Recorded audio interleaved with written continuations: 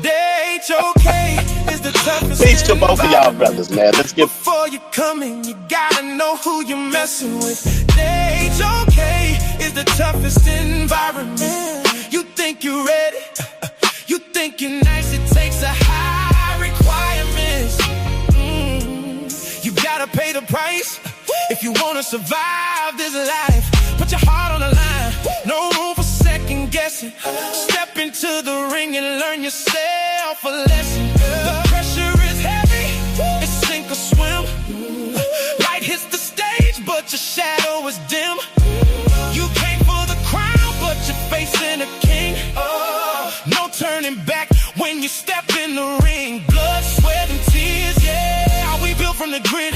You talk about winning, now you ready to quit. So check your ambition before you walk off the HOK. Don't care what you say. The HOK is the toughest environment. Before you come in, you gotta know who you're messing with. The HOK is the toughest environment. Before you come in, you got to know who y'all messing with, man. You got to know, you got to check your sources. You got to know who you messing with. We are not no little boys up here. Unc, scratch that. And my brother, Shay, scratch that. We ain't up here talking about people's mothers like little kids and little boys. So we got to stop that. Let's get mad at each other, but we ain't talking about people's mamas, man, and daddies and stuff like that. Come on, Unc. Remember, you supposed to be tough. You got tough skin, brother. So for both of y'all brothers, man, cut that nonsense out, man. At least let's go on skeptics, community of skeptics, and let's wild out like that over there. Come on, don't do that over here, bro. And I say, yeah, you too, brother. I'm speaking to both of y'all, man. Let's deal with the information. If y'all feel that y'all getting heated and getting hot, fall back. That's what Brother Lie do. We can learn that from Brother Lie. He'll fall out. Like, let me get up out of here. You know, for real, man, because it's my channel that's going to be, messed up. Not nobody else's. It's going to be my channel where I'm just starting to get some things back, y'all. Come on, man. We got to stop this, man. You agree, Unc? Let me see if Unc agree. You agree, Unc? Yeah, you got all the keys, bro. All right. Thank you, brother. Come on, Ashay, you agree, brother? Yeah, I'm good. So yeah, man, come on, man. Talk about the rule. We getting too crazy. sa.neter, just do me a favor, sa.neter. Just Yes, make yes. sure you know if you got your own channel that you're not allowed to come on the Paul channel and put the Paul down in the bottom and all that. Just let everybody know that, sir. Check the rules, right? If you put it in the rule, I ain't got to worry about the little nigga. You get it? Because that's what I'm saying right now. And he cut me off on purpose. Hold up, Unc. Just put that rule in, bro. I don't got no problem. I don't got no issue. Listen. When you doing your show and you bump somebody off, they can't, even though they got a rinse, they can't just jump back on. That's being rude. But you got to tell him, though. That's what I'm beefing over. Right now, hey, brother. sa.neter, whose show was that yesterday? I was in charge of it, nigga. Stuff. No. Nigga, I was in charge of it, nigga. Stop it. Hey, I'm asking this man a question. Why did he do that, bro? I'm talking to you, sa.neter. I know, that's what I'm saying. Unc, that was your show yesterday, sa. No, I left Unc in charge. I know you left him in charge, but that was your show, which means I have free jurisdiction to be at your show. No, he don't. No. When I left Unc in charge, he's responsible for everything. Like when I leave you, all you gotta do is let me know. When Dog in charge, I can't come to the HOK. Let me know that. Say that. Say that right now, because that's what he's saying. That's what he wants you to say. That's what he's asking you to say, though, son. Nah, you see what he doing, though. See, that's why I can't deal with this little what he nigga. asking, though? You ignorant, nigga. You ignorant. See, you still the one that's calling names, brother. Man. No, you welcome to come to the HOK, brother. I ain't gonna say that. Come on now. But y'all still got to be respectful. If I'm running the joint, you got to, be respectful to it. But this is what I'm saying, though, Si. I can't just put dudes in the back because, first of all, I said, do it right, man. Handle it right. I say, man, now you get your ass in the back. Man, bro, I don't like that Uncle Tom. Bro, that man is a, bro. You see that no sauce, bro, I ain't even go, bro, you know what that man is, bro. You know what he promote, bro. He promote Willie Lynch syndrome, bro. And when Harwin came in, no, this real talk, sa.neter, you gotta hear me out, son. Because he let everybody else on to the platform. He didn't ask, and Chuck, my man, I respect Chuck. He didn't ask nobody. He didn't say, man, Chuck, you want this dude on the platform? Chuck, you want this dude on the platform? He didn't do that. When Harwin came, hey man, Chuck, you even want to hear from this dude, Harwin, man? Harwin, Chuck like, yeah, man, bring him on, cool. Harwin, come on. He like, bro, why you do that? Why you single me out like that? Like, that's strange. Dude instantly put him in the back. Instantly. See, nah, that ain't how you come in. I tried it. He came in hot. Bro, that's whack, bro. And he messing up your channel, bro. And this is my advice. And when you want to lead a chat, call our safe phone. 9 times out of 10, I got some free time. I'll hold it down, bro. But he not holding it down correct, bro. He disrespecting dudes, bro. And all I did was tell that came up and like, So you heard what the nigga said. You heard all the shit he said out of his mouth, right, bro? son? As a host, you gotta know how to handle the people. All right, I say, let me hear Unc's side now. Go ahead, Unc. So me and you both know that Harwin ran from a debate. Yes. And we know that him Man, and get Chuck the was fuck into out of here, bro. See how it goes? Stop See, playing I with me, said bro. 2 words. See? No, you He can't be called me cutting Uncle us, Tom, and he told me to get the fuck up out of here, yo. You see how he do it, right? Yeah, hold on. Yeah, See? yeah. That ain't me, that was Harwin. That was So hard. that's why you got put in the back, Harwin. See? It's that. Y'all Lord niggas, right? And then y'all try to put it on the grown adults and make it seem like we don't got no sense. So you was back and forthy and the fake debate that you didn't do. And then, so I know you're into it, it's Chuck's show. So I say, Chuck, Yeah. do you want him on here? sa.neter never was, that's why sa.neter won't never let him on there with Jabari. So if he come, I'm going to ask Jabari, do you want Harwin on there? I'm going to ask him. I did what I was supposed to do as a moderator. Yeah, Nigga, you don't care about the rules. on that. You don't care about the rules. We've already talked about the rules. But you little hard-headed little ass don't care about the rules, nigga. You run your mouth and you talk bad on my name. So I'm going to say it again, nigga. If I'm in charge, I'm in charge. If you don't like it, get the hell off. When it's your turn, I never disrespect you. When you're in charge, yo, I give you the love and respect to Lord niggas. When it's your show, bro, I don't jump on your show. I don't put myself in there. I do none of that, yo. You don't got that discipline, but I do. And no, I don't like you at all, nigga, but I still respect the rules. So this what I'm saying, sir. You're going to have to make a choice at this point. Either put the rules in there, right, or I can't do it no more. Because I'm always end up looking like this. I hate the little niggas. That's why Lil Pharaoh got fingernails on, because you protected that nigga against me. This nigga right here, his fingernails is as long as goddamn Pharaoh, but won't nobody say nothing to this nigga. Hey, Shorty, cut your damn fingernails, nigga. I'm done. All right. Now, here's the thing. I say, if whoever I leave in there, I'm hoping y'all do me right, man, because y'all just messing my shit up. Not me. No. Listen. Unc is right, I say, and you are right. Like, if I leave Unc in charge, Unc is responsible. He runs the whole platform. If he don't want you to come in on the show while he here, you got to respect that. It's the same with you. If I leave you here, because I've left you here before, and I've said, yo, hold it down, Ashay. And if you don't want Unc on the show, he can't come on the show. Everybody got to respect the rules. Y'all don't get along. So that never happened, son. It never happened, brother. I don't want y'all messing up the show. You know? That never happened. I didn't put him off the show, son. Right, hold on. Let me finish now, brother. And it was nobody's fault yesterday. I didn't even see the goddamn show. I've heard about it, but I didn't see the show yesterday with Harwin and Chuck. I still got it, and I'm going to throw that up separately. I still got it. So it wasn't because of Unc. It wasn't because of Ashay. It wasn't because of Harwin that I cut that part off. It was because I wanted to keep the presentation pure. That's why I cut that part off. Nobody told me to cut it off. I just wanted to keep it pure. You see what I'm saying? Why can't he be a man and say he was wrong, though, son? Apologize and let's keep it pushing like grown men do, but he won't do it. That's what kids do. He won't say, damn, I was wrong. I did throw his name out there crazy. He won't do it. You just was wrong, Ashay. No, everything that I said, I was going to say that even if that part was on there. The fact that the way that you handled that It's not the way that a host handles things. It is hard when I had to ask While permission. I'm talking, bro. You see, you have a little man complex. That's why you always throw around terms like little nigga and all of these demeaning terms, because truly, bro, you're insecure about something, and I don't know what it is. That's why you I'm insecure about little niggas, you admiring like my you, age, and like you don't gotta do all of that stuff, bro. And stop talking while I'm talking, bro. Nigga, I feel like I'm a grown ass man with 4 I can't kids, tell. bro, and you wouldn't do it in my face. So just Nigga, I'll stop crumble your doing little that, ass bro. up, nigga. I'm right Stop in your doing face, that. nigga. I Right in respect your you face, as a nigga. man, so I was quiet as you spoke. You're going to do the same. Cut your fingernails first, This nigga. is why he's a terrible host, sa.neter. Yeah, cut your This fingernails, is why nigga. he's terrible, sa.neter. That's it. Why Come we on, man. can't get Yeah, I'm gonna mute out. nowhere. I'm gonna mute out. I'm gonna mute out.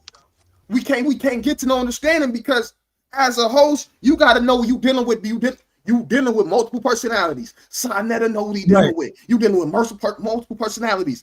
This cat go come in hot. This cat young, he hot. Yeah. This cat might be young, but he a little bit more elderly. Hot, he old. But you know what you dealing with. So instead of throwing cats in the back, because you know what you dealing with, it was Harwin, nigga. Throwing Harwin in the back only to bring him up anyways. You brought him up anyways 3 times actually. You knew every time you threw him in the back and he came back up, he was gonna just get hotter and hotter and hotter, because you're not addressing the issue. You're not trying to fix it, bro. You don't know what you're doing, bro. That's all you. All right. So now we moving on from here. No. Hey, sa.neter, hold on. Let me just make my point. I did what I was supposed to do. I end up getting the show under control, and Harwin did a great job. After I talked to him like grown men do and made him realize, hey, bro, you're a little bit too hot for Chuck. Chuck ain't even trying to be there. Harwin recognized that shit. I did some magic on his ass. I hit him with well, yo, you don't really want to talk to them. You know how we do it, sa.neter. And then he realized, hold on, I really do want to get to Chuck with this information. These niggas end up having a spectacular second half of the show. So what happened? Did Harwin get beat up? He got beat up? Listen, no, nah, they did good. No, they did good. And it was a great conversation. Me. It was hold on. No, it what, man? Let me talk, nigga. Let me finish saying what I'm saying. We had a great conversation. Let me finish my point. And Harwin, matter of fact, and this nigga, why? Hey, sa.neter, why you let this nigga dive in like that, yo? Why is this nigga diving in? Go ahead. Talk. Now, this nigga said I'm a terrible moderator in his brain because he never thought Harwin should have got put in the bottom. I know what I'm doing. He think I'm a bad host because I asked Chuck, did he want Harwin on the show after me and you had personally discussed it, right? And so when I put him in the bottom like I did, I knew what the hell I was doing. Yeah, I say he had to ask Chuck. Right. Because Chuck ain't want to deal with him no more. That's correct. Why. Hold on. But Harwin, calm down. Harwin, calm down. Hold on for a minute. Hold on, man. Hold up. Fuck, yo, you just wrong this time, nigga. Harwin, calm down, and we end up learning a whole lot of stuff that we wouldn't have got. That third part of the show was great. Harwin did what he's supposed to do from the beginning. Don't be too hot with him. Get yourself together. Act like the college student he's supposed to be. And Chuck was already there. Only thing Harwin had to do was lower where he was at, his temperature, which he ended up doing. I commend him for it. It was a great third half of the show. But you know what? You don't want to admit that, bro. You gotta go back and get that and put that up. Yeah, put that back on. It was a great show. So at the end of the day, yo, I never throw your little kid name around. I never do it. I never disrespect you like that. I never usurp your fake power, nigga. I never do it. But me, you always try me, nigga. And I'm gonna tell you again, when I'm doing the show, yo, I'm in charge, nigga. I don't got a problem you coming, but when I put you down, cause you keep running your mouth, stay down, nigga. Trust me with that. Yo, Sa, can I say something? You gotta stop. All right. Yeah, we getting that now. Let's move on, man. Come on. Can I say something to what he said? Like, is that? Yeah, Harwin, go ahead. When I first came on, I did not get hot. Everybody gonna see it. I didn't get hot. Chuck Morgan came at me about boxing. I came on and only addressed what Unc said. Now, Unc did say, hey, Chuck, you want him on here? I don't care about that. That don't bother me. Like, if Sa said he wanted to do that, cool, this is his platform. I don't expect no special treatment. Not at all. But this narrative that I came on here hot is false. No, what you call him? Can I talk, bro? I know what you call him, man. Just tell the truth, yo, and I'm cool. Can I talk? Yep, just make sure you add that in. I appreciate that. Add what in? What are you talking about? I never said nothing to Chuck. What you kept calling him? I never said nothing crazy to Chuck until he said something to me. I was No, what was his responding name? to him. No, what was the I name call you was calling from Chucky. I Chuck? always call him Chucky. So what is Chucky? Chucky is that little thing you cut off the head. You got it on you. You got it on the post, nigga. You cut the nigga head off. What they got to do with how I came on the post? On this stream yard. You said I Because you came in called his hot. different name. I'm saying, I but you never stopped at came the in end and did a hot. great job. The hot No, ones you call put him me in the back. Chucky. Nah, Come Harwood, on, he's man. This talking is about how the you, toughest environment, Harwood, bro. What you talking yeah, about? yeah, he's talking What you about how talking you about? first came in and calling him out his name. I didn't come in like that, so I go back and watch it. You Ashay ain't did, told yo. no lies. You did, What yo. Ashay said is what actually happened. I No, never it's not. came in and called Chucky out his name. I didn't say no curse words. I didn't challenge him to no fight I or know. nothing What'd you say to me? until What did you he say to said, me? No, what'd you say to me what I said to first? you. I only Was repeated what? what you said to me. No, And go ahead. What did you say? I was What you jokingly say? saying it with you. What you said didn't bother me. You was like, hey, Harwin, you want to talk? You was like, hey, Chuck, you want to let Harwin talk? I was Yo, like, I Harwood, came on like, man, of course he want to talk with me. What you mean? Harwood, look at the chat, man. The people in the Man, they comments. not listen, Saad. You can listen to what people say, or you can go actually watch what happened against me. I'm gonna This go is watch. not my. I'm gonna throw it up. Yeah, you can watch what like people gonna say whatever because they hate on me. They wish they was me. They mad I came on Nah, here. they ain't hate on you. People They thought hating you on did a good people job at hate. the end, bro. Listen, They ain't thought they ain't that's hate on you. irrelevant about how they feel about me though. They can say one Nah. thing at listen, bro. Stop it. I never came in hot. I came in the same way I always come in. I Nah, only you wasn't said, here, man, of yo. course he won. What you mean? I said, what you mean he want to talk to Harwin? What's so wrong about that? Bro, just I get didn't into the curse. conversation, bro. I didn't curse. As soon as I said that, you threw me in the back. Then you was cool with him throwing shots at me. You never put him in the back. Yo, You No, I was Unc, cool wasn't. with him. It was his hold up. show, you know. Yo, Unc, I need you to read what's on the screen, brother. Read it out loud, Unc. Yo, but you know that's my number one hater. Yo, you want to play? Well, let me go get some of your number one haters. No, I You didn't didn't know know that. that? No, I Yeah, didn't know that. see, you never know niggas that hate on me all the No, time. I This nigga didn't hate know on that. me 1,000 comments hating on me. Oh, wow. Damn. Everybody, hold on. I'm watch this, yo. Now, most niggas is talking that talk. Yo, that's real hate, nigga. They do it, nigga. I can screen, nigga. We got all the screenshots of all my haters, nigga. See, I Oh, just okay. don't mess with you with that. Yeah, all See, right. you go. You Yeah, right. yeah. See, you go off on me about letting niggas say shit. See, I know who talk shit about you, and I don't act like they don't. But you act like them niggas over there don't talk shit about me. That's the part that kind of rub me wrong, and that's the part that make me say, you know what? Maybe I don't need to be in the atmosphere because you always want me to recognize niggas is hating on you, which I do. But you routinely forget who hating on me, bro. That's crazy. I can call niggas name out who hate on you, bro. But Yeah, this that's nigga right here, he's a good. fake nigga. He has You do never call supported your names, but channel. you hating on me. I don't hate on you, Harwin. You do, and it's cool. No, I'm I cool don't. I with it. don't hate on. No, I me and ain't you was mad at it. agreeing. No, me and you agreeing on No, this me and last you whole agree on. argument. Listen, all I right. Let's move on, y'all. God damn, let's move on. Y'all done messed up the damn. No, All stop right, saying that I ran let's, from let's, somebody let's when move that's on. not true. Harwin ain't never ran from nobody. All right, let's Yeah, you move kind on, of y'all. did. So let me get a turn on this whole netter conversation. Can we Yeah, swing it let's back turn to it up. Let's Yeah, do it it. got derailed when we was talking about King Tut and we was talking about Hard and the Lotus and Yes, I would Osiris. like to say something about that as well. Peace to the panel. Jeez. He's the queens in the building. Damn, I forgot, man. Right now, I've been here for like 45 minutes. Y'all been sitting here arguing. Like, what's going on? Yo, Asad, you gotta go on mute, brother. Fix your system, my brother. Fix your system, Asad. I think I'm good. I'm gonna have to go out and come sa.neter, back hey, in. this I'm gonna indigenous come black back man in. last time calling me a bottom bitch in the comments. I'm kicking him. Get Sorry. him, get him. That's his like fifth time, bro. No, We don't good block on that, nobody. bro. But what you We can good do, on that, bro. He I wild, say, bro. did you hear me? Don't block nobody, but what you can do is get him out of Nah, I here ain't for block him. I sent him in 24 hours. timeout. Yeah, indigenous, you gotta stop doing that, bro. You gotta stop that, man. Cause when they put you on timeout or 24 hours, lucky you only got 5-minute timeout. Cause if they put you on a 24-hour timeout, I'll see you tomorrow. Come on, brother, you gotta stop that, indigenous. Yeah, that's all he do is disrespect people in the chat. sa.neter, to be honest. Yeah. Gotta stop that, indigenous. All right, I say, go ahead. You want to add on to it? You want to add on to the comment? Oh yeah, on this netter thing, man. I'm mad at Saram Kalev because he was the one who actually put me up on this sword. Car's right here. No, he not. That's 7 to yeah, Now he was one who even put me up on this source, right? This is the gods of the Egyptians. by your boy, by Budge, right? This is what he says. He said right here. I don't know if y'all see where my cursor at. No, we gonna start up. Okay, right here.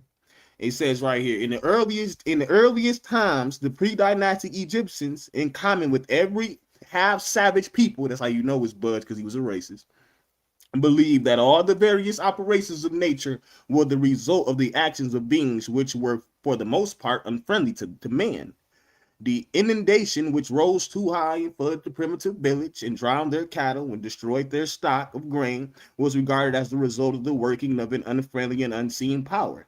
And when the river rose just high enough to irrigate the land, which had been prepared, they either thought that a friendly power, which was stronger than that which caused the destroying flood, had kept the hostile power in check, or that the spirit of the river was on that occasion pleased with them. They believed, right here, this key, they believed in the existence of the spirits of the air, and in the spirits of the mountains, and stream, and tree, and all these had to be propagated with gifts, or cajoled and wheedled into bestowing their favor and protection upon their suppliants. It is very unfortunate that the animals and the spirits of the natural objects, as well as the powers of nature, were all grouped together by the Egyptians and were described by the word neteru. Neteru. So when we even get to talk about like this is for me with the Apis bull. When we were talking about the Apis in itself, and you talk about powers of nature, powers in nature are very literal. A hurricane, a flood, a famine. These are all powers in nature. This is all very literal talk. So you have Budge right here letting you know that these natural occurrences, which are literally happened, were recognized and grouped together by the ancient Egyptians themselves as the Neteru. Come on, bro. Asarum, I appreciate that drop. Can I respond to that? Yes, go ahead and respond. Hold up, before you respond, let me respond to my brother La. So sa.neter, Unc, Nepal, and everyone else, that would be best for everyone because I don't want to have any disrespect towards me and vice versa. All right, what Brother La is saying is, he's saying that he don't want to be able to speak again on the platform because, certain things. But no, Brother La, that'd be crazy. I already responded to you. You got to speak. You got to come in here and speak. That's how I get to kick your ass sometime, when you come in here and speak, brother. When you come in here and try to drop information, it gives me to open the door for me to kick your ass. And you see, not disrespectfully, I'm talking about with the information. Come on, Brother La, we need you, bro. We need the pseudos, man. Why you think pseudos are free over here? We need the pseudos. Moses, I see you in the chat. Bring your ass in here, Moses. We need the pseudos. Uncle and them don't like pseudos. I love the pseudos because now I like to argue. We got to argue. We got to get it in. So, Brother La, you're always welcome, brother. And I will not be disrespectful of you. Of course not. Nah. So with that, go ahead and respond, brother. I gotta bring first I want to say that Brother Ashe, I respect your scholarship. I respect how you view things because you are honest. And even if you disagree, we can agree to disagree. That's one thing that I respect about you. And it's funny because we know each other. We family. We be on. I be on your show. You be on here. We watch each other. So I see you a lot. You will agree with certain scholars, and you will disagree with certain scholars. It seems that you agree with Wallace Budge on his interpretation of what he's writing. And I know I've had discussions with you privately as well as my brother Asar M. Khan, and I respect both of you guys' opinion. And Asar M. Khan has also told me that he disagrees with Wallace Budge as well. And there are scholars that I agree with that you disagree with, Brother Ashe. So when we look at this information, people are gonna have their own interpretations or translations, and they're gonna fight for them vigorously. I don't doubt that you're doing that.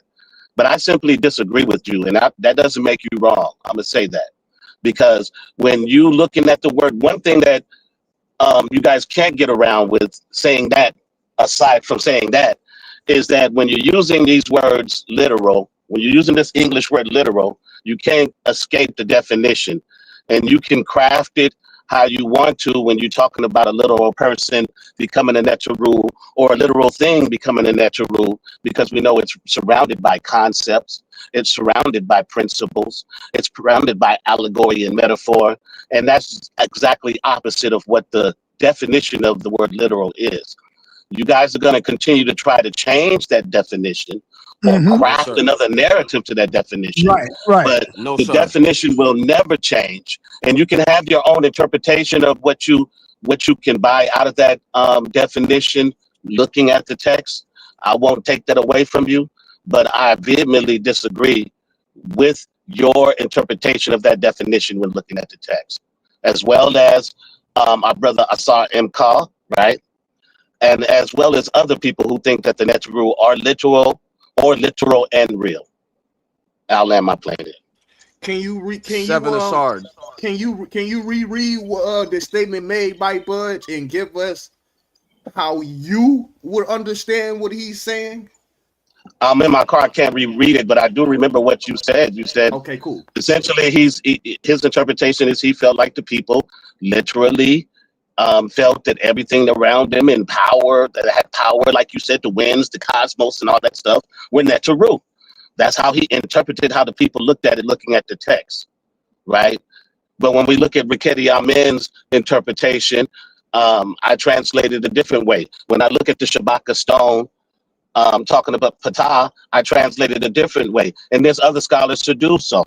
So when we come up here and we talk about like what we saying is absolute truth, you can say that, but really it's just your own translation interpretation. All right. Let me get in here right quick. I need to get to. We're looking at these. Yo. I can't hear you, Sa. Yeah, I got to get to Queen. Sa talking. Queen, but Queen, you hear me? Let me go out and come back in. Yeah, I can hear you.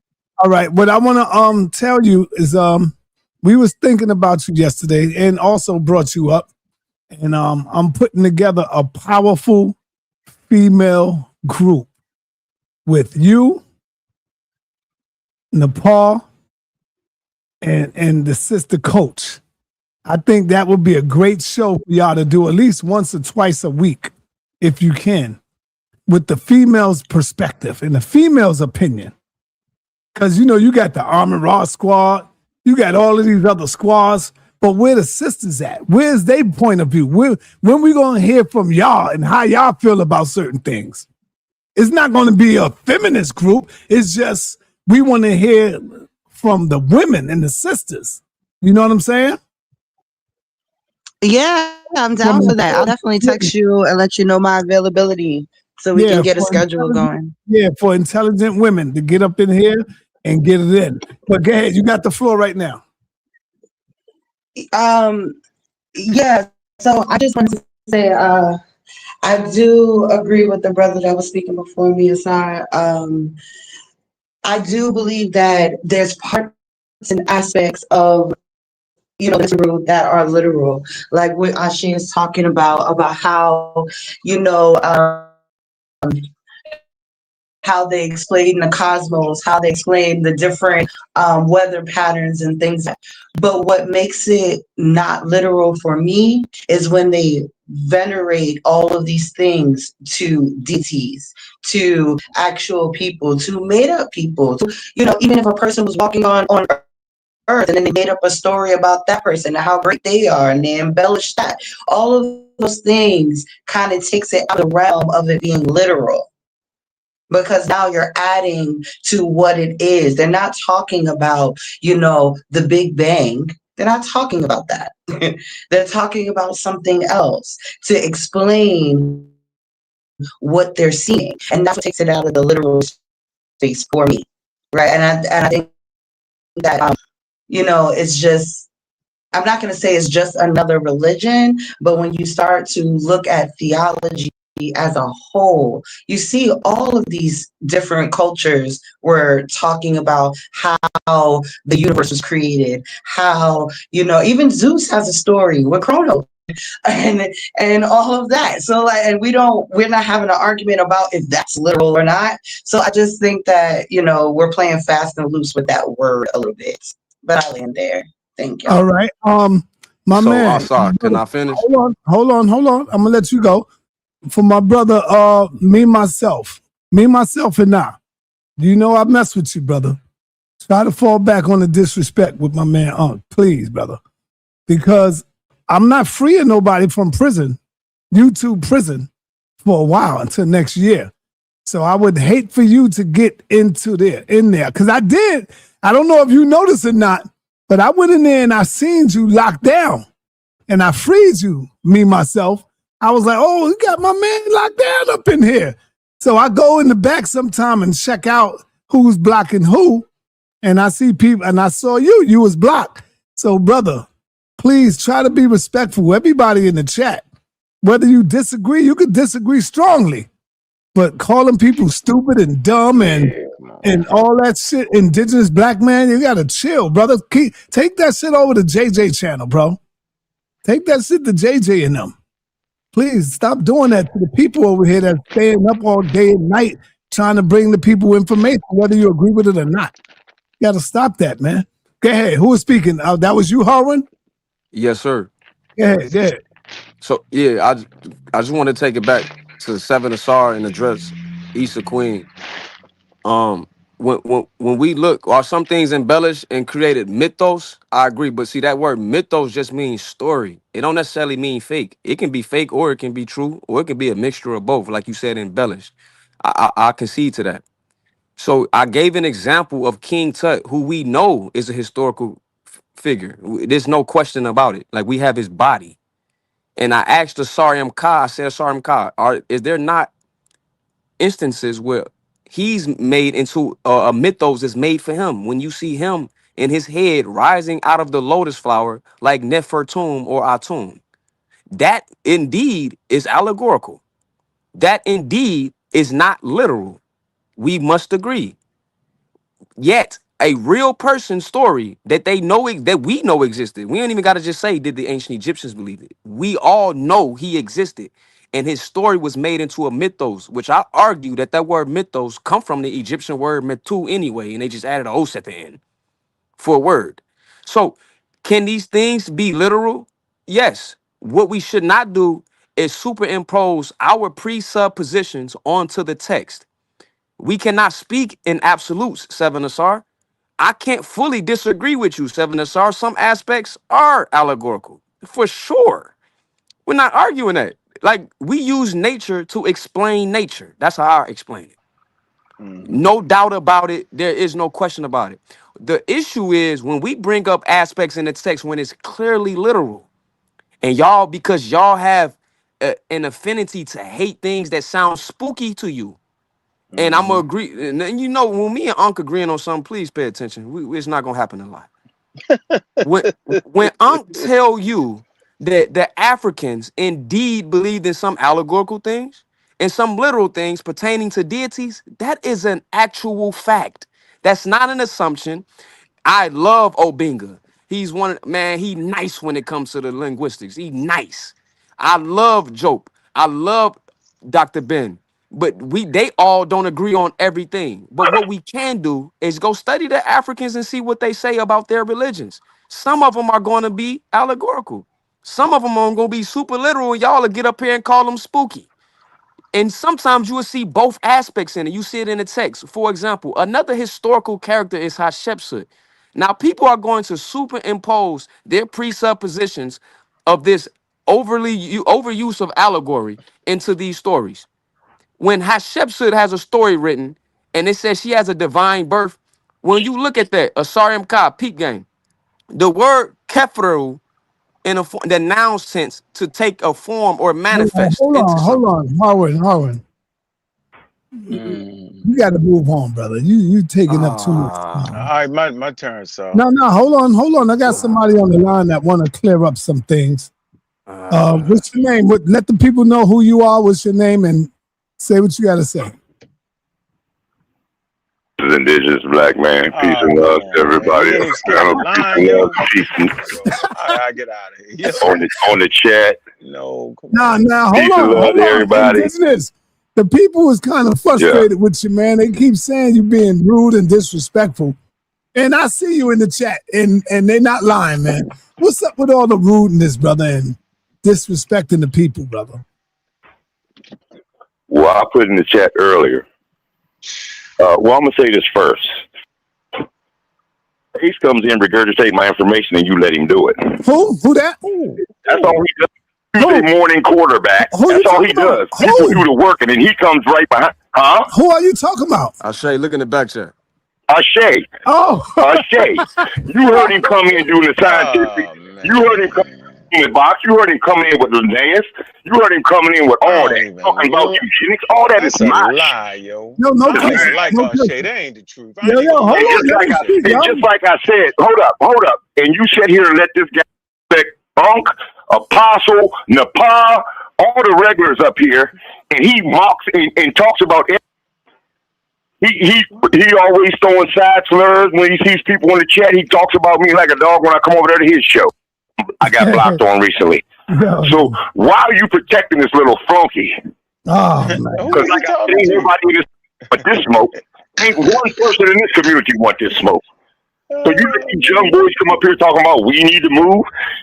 You need to stop regurgitating. That's what you need to do. Indigenous. You need to get a real life and stop following behind somebody else's teachings. You talking to, son. Indigenous. And why you getting all these privileges? Hey, why you getting all these privileges? All right, hold on. Sorry, Kyle. Check the back. Check the back check. And then there's no accountability for Ace, though. There's no accountability for Shay. Talk to me like I'm wrong when this nigga is dead wrong. So, Indigenous, hold on. Let me ask you. Why do you think everybody is stealing your information? Like, you know, you the man that bring all the information. Why do you think that? I can't hear you, son. You don't hear me? You don't hear me? All right, you don't hear me. All right, hold on, y'all. 5, 4, 0. Come on, man. Let me get my 2 minutes, bro. I gotta get out of here. So, seriously. All right, go ahead. I take this something. What I want to say is a lot of times in our African Americanness, we witness against ourselves and when we talking about indigenous African culture. Now, Issa Queen said something that was very, very interesting. And how you doing, Issa Queen? How you feeling today? She said something that was pivotal to this whole conversation. She mentioned creation stories by the ancient people. She was like, y'all don't think that was literal then? So wait a minute. At that point, we are essentially saying that indigenous people didn't have the ability to use their own imagination, use the things that they had to conceive on how the universe was created. I've never taken it away from them.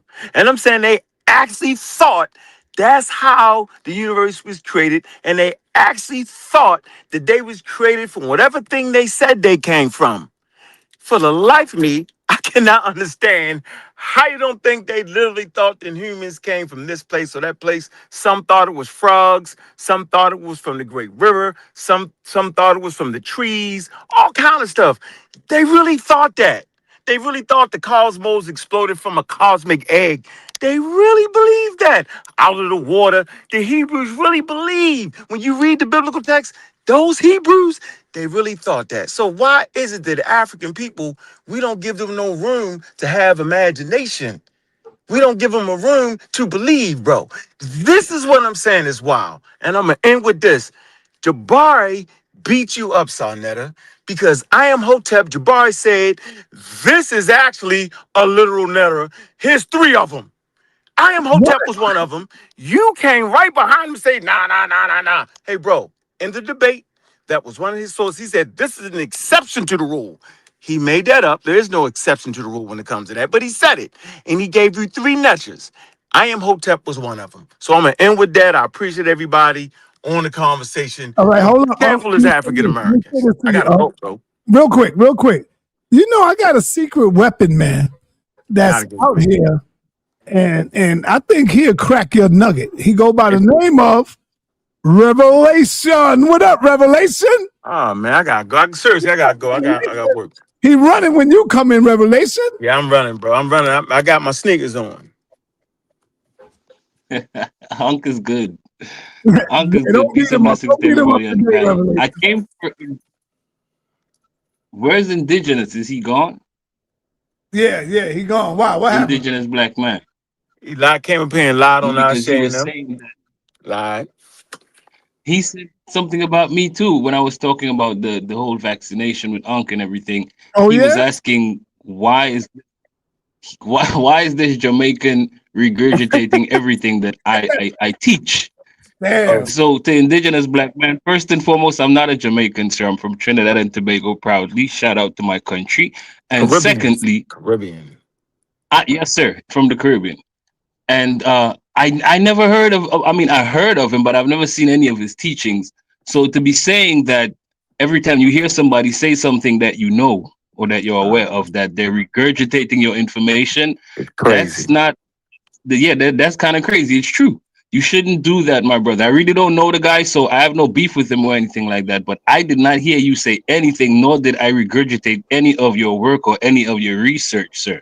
He don't got no work. He don't got no work. Just like he don't got no work. What is his doctrine? What is he don't kicking? got no work. He don't got no work. Calling this, that's not his work. Charles Darwin is not my work. If you hear me say that that's my work, I'm a liar. I'm regurgitating something from a real scientist. Hey, Unc, if Diop was alive, he'd say, you know, Diop took my work. You know, he learned that from me. Yeah, crazy. Yeah, come on, man. That's how crazy this dude is. Yeah, come on, man. And it's not fair, yo. And Alshay, no, I don't like him, but I ain't gonna let nobody lie on Alshay. I ain't gonna let nobody lie. The man been talking about calling there since he hit the platform. That ain't something new to that man. He don't need Indigenous black man. He might get it from encyclopedia, but nobody needs Indigenous black man. Matter of fact, nobody needs me to learn about evolution. That's the funny part about this whole Who listens to Indigenous black men, though? What Nobody. platform is he on that he has this vast audience that's getting their information from him? It's fantasy land, man. Let's keep it 100. It's fantasy. You know, he say some decent things from time to time. He gets some things right, but it doesn't belong to him. He didn't do the scientific work, though. We gotta all stop. Right? Well, okay. So, what you got to say, Revelation? That was it. Hey, son, why you ignore that though? Ignore what? You ran away from the 3 letters that was literal. The Jabari said it. And you tried to use that against Harun. And he posted he showed a statue of a real person. Statue of it and say, this is Imhotep who actually lived. And he diverted the whole conversation by showing Pharaoh nails. Imhotep is not a Netcher. Yes, he is in the text. The man said it. Let's talk about those 3 Netchers. I want to talk about it because I know exactly what Jabari was talking about. No, let us start him Congo. He ain't went in a while. Let us start him Congo. Yeah, he ain't went in a while in Congo. He gonna explain why Jabari did it. Okay. Well, you explained it then. Why did he do it? He admitted it. He said these are the exception to the rule, right? Yeah. He was talking about humans. He's talking about humans being venerated as Netchers. So why he said the afterlife was real and that they actually got this information from the afterlife. The exception to the rule of human beings being Netcher rule are these 3 human beings. They were venerated. That's what he was saying. I want you to do me a favor. Go back to that interview on the street. I want to answer with you because you said a lot earlier, Harwin. So let me answer what you said. Well, I don't want to cut off Asar M. Khan. Just ask me after that. Okay, I just want to tell you. No, I respect my brother Asar M. Khan, so he can speak. Go ahead, let the brother speak. So there's a couple things we got to kind of get to. One, Imhotep was deified. He wasn't the only one that was deified, and he was considered a Netcher. And the ancestors are considered Netchers. This is why we have letters to the dead asking them to do things when they're in the Arquette. We shouldn't have letters to the dead if they're in the Arquette. Who's breathing all heavy, man? Who's Darth Vader in me? Who got the Darth Vader going? Thank you. Pause. So yeah, when it comes to the veneration of the Netcheru, you wouldn't have letters to the dead if that wasn't the case with the ancestors, and it is. With Imhotep, he was definitely deified. and he's said to be the one that did Jer's pyramid. And he said to have fixed the dam and a few other things. So this is a person who lived, who they deified, and who they spoke with in the afterlife. So to say they're not Neteru would be a silly thing. There's another thing that we have to look at. I got too many things going on at the same time. When it comes to Zeus, my sister was talking about Zeus, but a lot of people don't know Zeus has a tomb. Zeus has a tomb on Crete in Tyre. And they said that there was real body there. So does Asar. And you start to go into how Jesus' story comes about when you get into Zeus's real situation. So for those who don't know the historical things when it comes to mythos and how a lot of mythos are adumbrations of the truth, that's just a fact. That person that they claim to be Zeus was a person. Now, the other thing is this. Y'all keep taking the mythos story, which is different than the other Asar story about his life. And I'm not just talking about one of the people that they said lived like him. I'm talking about the one Diodorus Siculus wrote about him. I'm talking about the one that the other Greeks discuss about him. Exactly. And y'all don't have that story, so you've never heard it. And this is what I'm telling you. There's a difference between a practitioner who knows what's going on and something else that took place. Now, the mythos goes like the war between the Shemsu Asar and the Shemsu Heru and the Shemsu Set. When the Set started to kill the Asarians, the Heru joined forces with them and started to beat up the Setians. The Setians began to beat up the Heruians, and then the Asars and the Sets came over to get the Set crew. This is why you have a story and a mythos concerning, and then they started to base it off of the things happening in nature. But when it comes to the people, you need to do a little more research so that you know what's true, what's not true, and what's historical, and what's just historicity. I'm gonna land the plane there. Hey, share that image. Yeah, that's true. Let me respond to because there was a lot to say. I'm gonna respond to Harwin first because can Harwin. you put me on the list as well? I'll let the Queen respond. Go ahead, Queen, because you're in this too. So respond to what you've heard so far about what we had to say, and I'll respond after you. Right. I just wanted to say that, first of all, thank you. And also, I wanted to say that, I'm not disagreeing with you, brothers. I'm not disagreeing that. First of all, mythos, I know mythos doesn't mean fake. Mythology doesn't mean fake. And it can be based on real people. I said that, right? What I'm saying that makes it a muddy situation, more gray than black and white, the way we're trying to make the conversation, is that there are allegory concepts in those stories, that there are embellishments in those stories. So it's not, for me, it's not a black or white. Is it literal? Is it not? It's more so which parts are literal, which parts aren't. That's more so what I'm saying. That's fair. I'll end there. We'll get you there. And if you want to, hold on, let me say this real quick and I'm going to let you hop in. I just want you to know, sis, because we were on our Shay's channel when he just read something that I showed on his channel earlier and was breaking it down. When I got on there, I showed that they're both. I showed where Plutarch points out the allegory and he points out the literalness. And then I went into the other text where because E.A. Wallace was thrown around so much during the debate and other situations, I went to his words where he says Neteru are literally. So we definitely agree with you on the allegory point. And when it comes to the mythos, there's certain things that haven't been discussed or talked about because it shows you the difference, especially when it's talking about the sun. Like it'll tell you literally, they'll be telling you in the text, the redness of the horizon is similar to Set's birthing of Heru, blah, blah, blah, blah, this, that, the other, which makes him protected, blah, blah, blah, blah. But it's just the sunset, and that's where the sun raises, and it always raises near Newt's face, right? They'll say stuff like that. So a lot of people don't know, because like I said, they don't read the text. Yeah, they use the real stories and make it into explaining how things happen in nature. That's a fact. Go ahead, Seven Star. Yeah, I don't disagree with how you look at it, Brother Asar and Carl or Brother Harwin, but I do have to expose something that you guys have did that hasn't dispelled my mythology, because we're talking about an English word and we're talking about concepts that the Kemetic people understood. And I can appreciate that you guys can go deep into the text like Christians do to explain what the people were explaining, but you still can't get around what the definition of literal is, right? And it means without metaphor and allegory. And even if you're using a literal person like Asar, and he has a separate history, right? A literal history versus it's not his completely separate. cosmology. Hold on. I'm making a distinguish between the different types of history. Okay, that's fair. Right? There's a cosmology history, and then there's a literal history, right?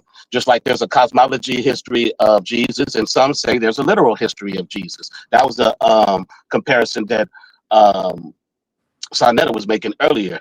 And we know that the cosmology Jesus differs, his history differs from the so-called literal Jesus, just the same as this Asar story that you're going to tell us, because if he is attached to magic, if that original Asar, that literal Asar that you're referring to, does anything magical that we've never seen another human being done? It's not, that, the question is not have we seen it done though, Seven Asar. It's whether they believed it. I didn't interrupt nobody when they spoke, brother. Oh, my bad. I thought you was asking a question respectfully. No, I wasn't. No. Because you're right. That's not my point. What I'm saying, Harwin, right? Because you're right. My point is that even if you got people who are talking about certain things in cosmology and history, if the person is magic, we know that magical people don't exist. So it has to be concepts or allegory attached to it. And even if you have a person like Jabari showed that has been venerated, or a thing, a statue, a plant, an animal, right? They're still surrounded by allegory or symbolism that makes them that neteru. They have to perform some type of ritual. There has to be some certain type of concept attached to it. That is, if y'all brothers are honest with me, that's part of the history. Is the concepts, is the root of what the Kemetic people did. It was all conceptual. So we understand that literal means without metaphor, allegory. So you guys can't escape that. But a real, you guys use, they really believed it. He used the word real in it. They really believed it. They really believed it. Harwin said they believed that they existed. They used existence. Yes, sir. All of that is in the definition of what real is, not in the definition of what literal is. And we're talking about English words connected to the concept of the Kemetic people. So just by common sense, if you look at the definition of real, that's what the Kemetic people looked at. And it's tangible. It's concrete, right? It's real to them. It's not imaginary to them. I agree 100% on that. But literal, no, because even those imaginary and real things, even embodied in a real person, is surrounded by allegory and metaphor. I'll land my plane there. Hey, yo, listen, Harwin is a smart dude. Harwin know better. Hunk know better. They all know what literal is. They know that these neters are not literal, but they are going with it because they want Jabari to lose. Point blank simple, man. Point blank simple. Sorry, I don't want Jabari to lose. Oh, Jabari, my man. And he represents the same thing I represent. No better. We just talking about the text, huh? Right. But regardless, I don't care if you're talking about the text. And it shows that y'all dudes, man, with me not knowing the history of all of that, I know more than y'all, man. I know more than all of y'all, man. No. And I'm gonna show you. I'm gonna show you real quick, son. I really do know more than all of y'all dudes up in here, man. Okay, son. I'm gonna show. Hold on. Watch this. Deal with fake stuff, man. Make believe. Let me break this down, because everybody keeps saying it ain't English. You're right. It's not English. So you didn't have the word earth. You definitely didn't have the word universe. Nope. So now we got to deal with what they actually called it. And this is where you keep failing. And this is where literal traps you again. Because, and that's my brother. So, but no, I'm just turning up verbally. Don't get offended. I'm just turning up verbally. Nope. I got a response for you, brother. So go ahead, do your thing. If Asar don't tell you the word, I'm gonna tell you. So so the term for earth was gebab. So you can't get around that literally. The term for sun was Ra. You can't get around that literally. And your one attestation will fall to the several hundred, because there's about 1,000. I think it was 1,072 in the TLA. So you're gonna lose there too, because it's gonna say Heru, it's gonna say Ra. It's gonna say Gebeb when it's talking about the earth. When it's talking about the water, it's gonna call it the happy. Happy is a nature. Everything you saying is gonna be a nature. When it comes to the human, it's gonna tell you, I'm a nature.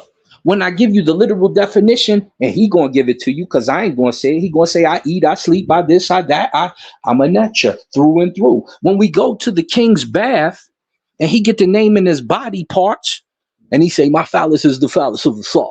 My buttocks is the buttocks of Set. And so those are natural. What are you talking about? So if we talking about the word literal, which also has a definition of a statue in there. Asar, those are naturals that's saying that, that's talking? Yeah, no, it's people saying that. They're natural.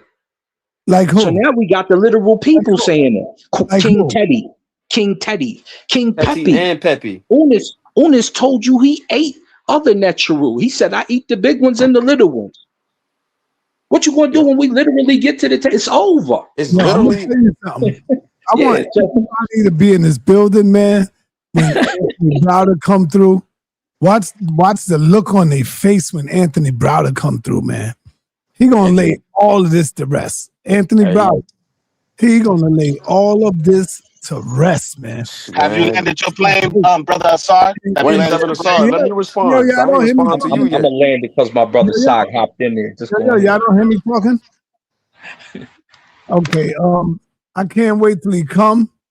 And I want to let y'all know too that the Tahuti and Jabari debate is still on. We just negotiating things right now. So y'all gonna see a flyer come out. It's gonna hit you. And we still negotiating some things here in the background, y'all. Go ahead, Harwin.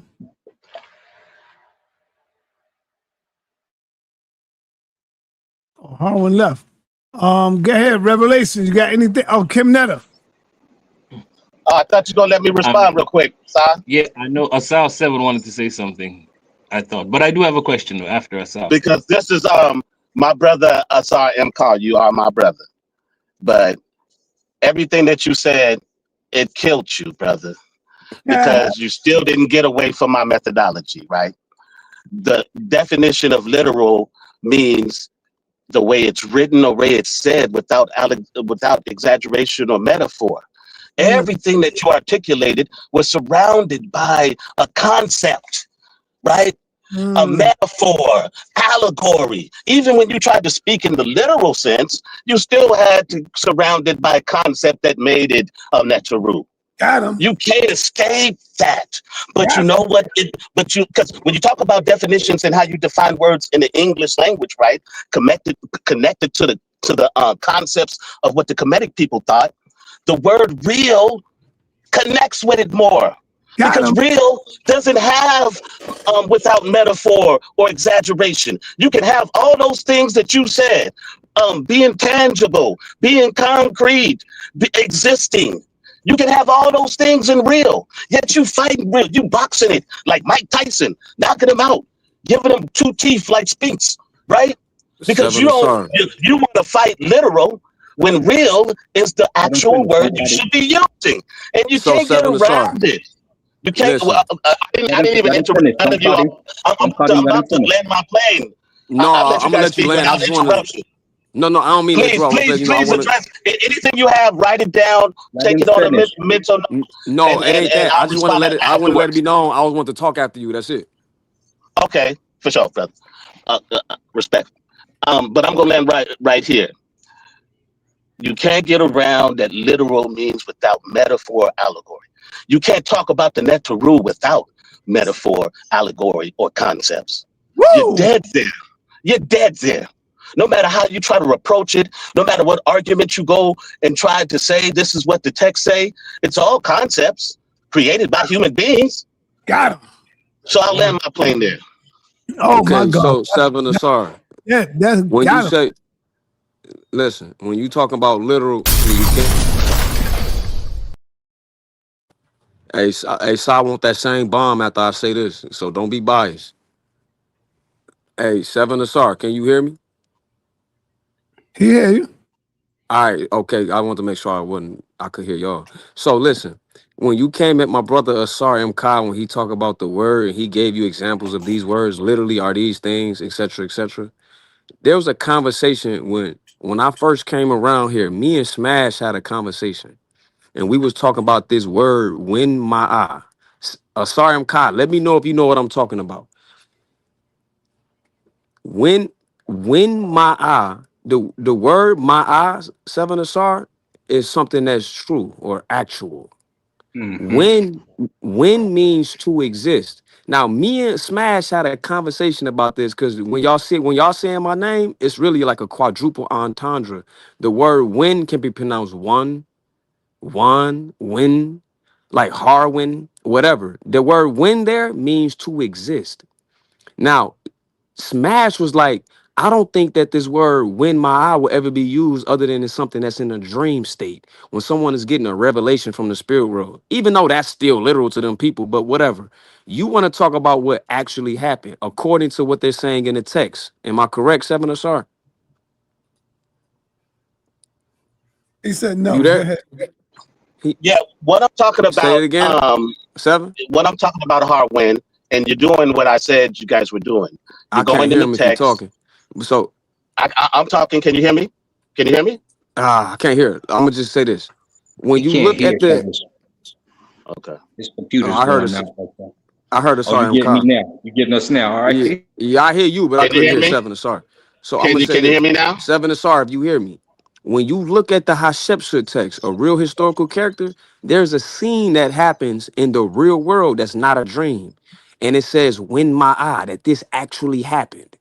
That could be translated as this is really true. This really is what this is. This actually happened. And in that scene, she is conceived through a divine conception. This is 2,000 years before Jesus.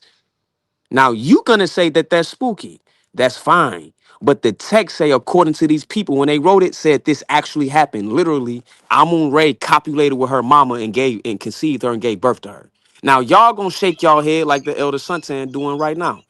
But you can presuppose your own opinions onto the text all you want. What we're saying is what the text is actually saying. You don't have to agree with it, but you must agree that this is what it's saying.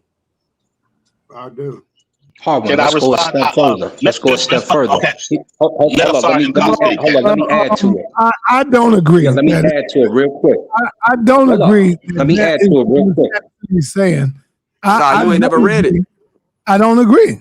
It's That's cool. You cannot agree, but you never Hey, read it. he killed himself. Hold up, though. Hold up. Just wait till I. No.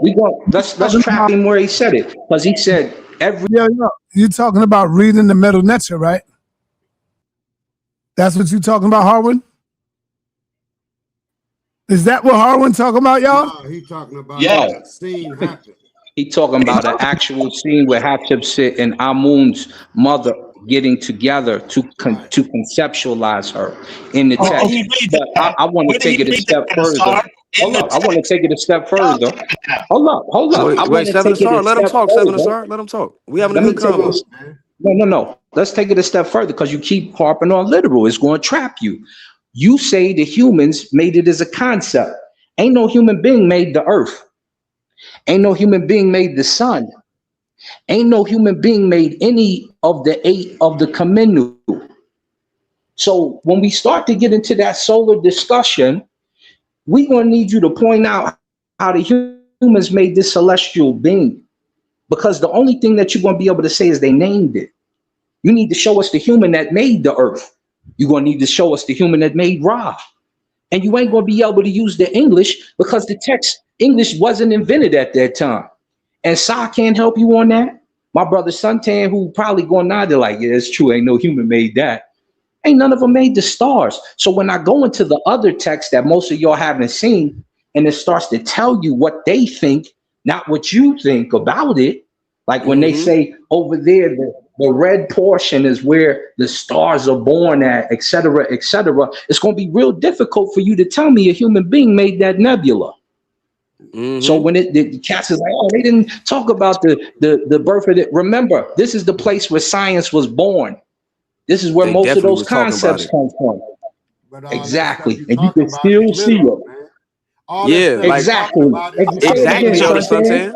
Say it again, Suntan. Say it again, Suntan. The sun is literal. The space, the stars is literal. But people deify these neters, man. The cow can't do nothing without it being deified. I'm gonna respond next. See how he messed up right there, sa.neter? It's not hard. See how he messed up, sa.neter? Right. sa.neter, you're right. I got something for it though, brother. That's all I gotta say. No, at sa.neter, you need to just address that word when my eye. That means this actually happened. I'm gonna address all of it. I'm gonna address everything.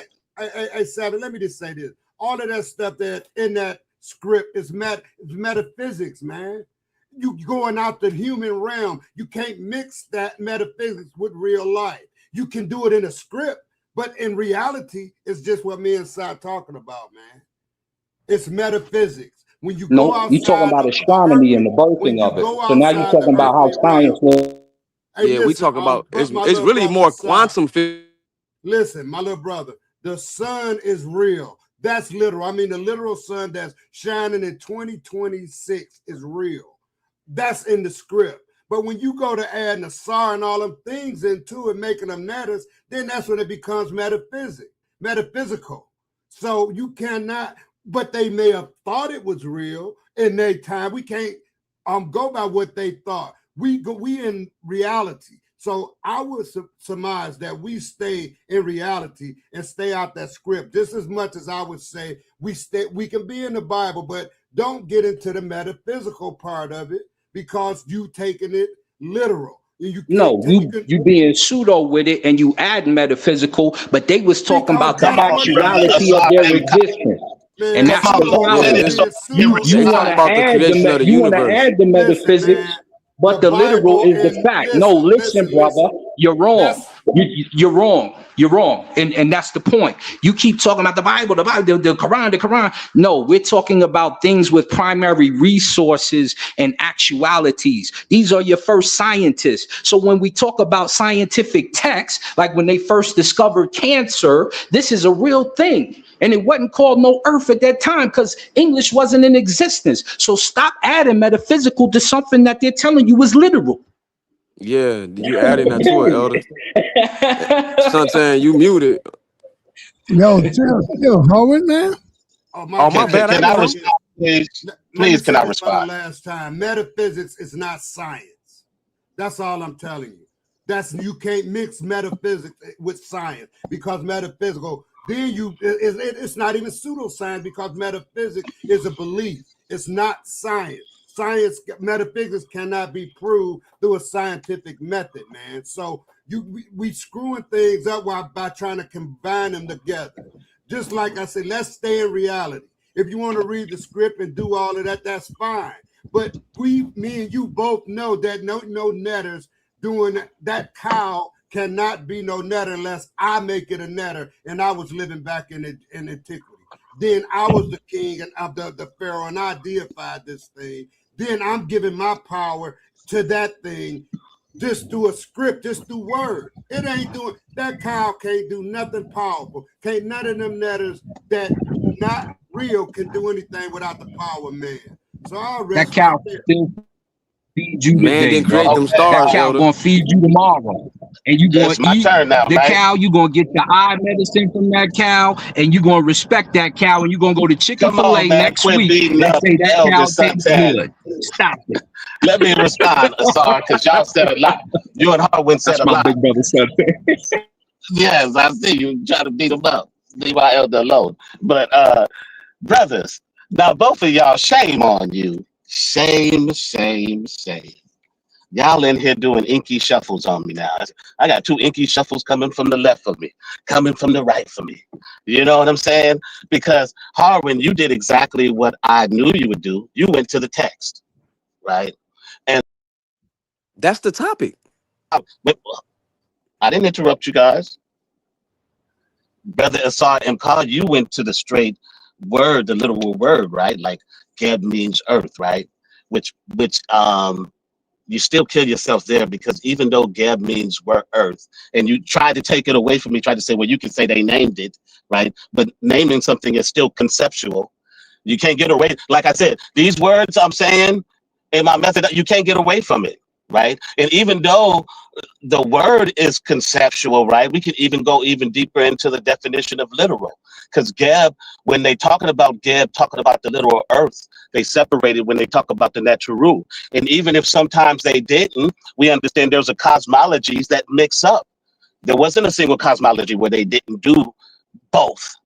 So even though you trying to still saying that the people who do use the Geb as the literal and as the literal earth or whatever, it's still conceptual. You can't get around the concepts, right? Because literal, you can't get around the definition of literal, which means that it is what it is, rather written or said without metaphor, allegory. And everything that both of you guys, your brothers, are talking about is not only made out of concepts, but surrounded by allegory, surrounded by metaphor. When you're Not the referring text to I the quoted. literal, when you're referring to the natural, when you're Not referring the to the text I natural, quoted.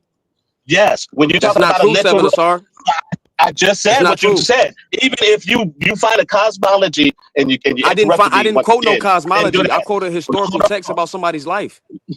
Were they netters? Brother, Because we're I did talking not the quote a literal cosmological text. real. Okay, Asar so M. now Khan, did I so quote a you created, cosmological text or did I quote the Did text about Hatshepsut? you went into the text to get history. You're trying to flim-flam us again. You went What into you text to mean? get Our history. history is written on Try text. What you talking about? interrupting me. Well, let me speak. See, that's the flim-flam right there. I let you speak without talking. You getting hurt so much from our argument that you got to interrupt. And I didn't even do that to you, No, Harwin. Seven. I How was fair just is saying I that? didn't quote. That's respect. I was just saying I didn't. Let's be honest, Harwin. I didn't even do that to you. Did I do that to you? No, you didn't. Nah, I saw love. Okay. So give me the same respect I gave both of y'all brothers, brother. You can have your argument after I do that, because that's a tactic of you trying to muddle up what I'm saying.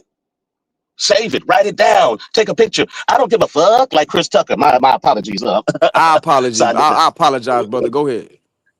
but my whole point is that you can't get around the concepts. You can't get around the different metaphors that you use. And even in history, right? If it's not talking about the natural and we're talking about separating literal from real, then it doesn't apply. It's just, you're just telling us some history that you saw in the text. But we're talking about the natural.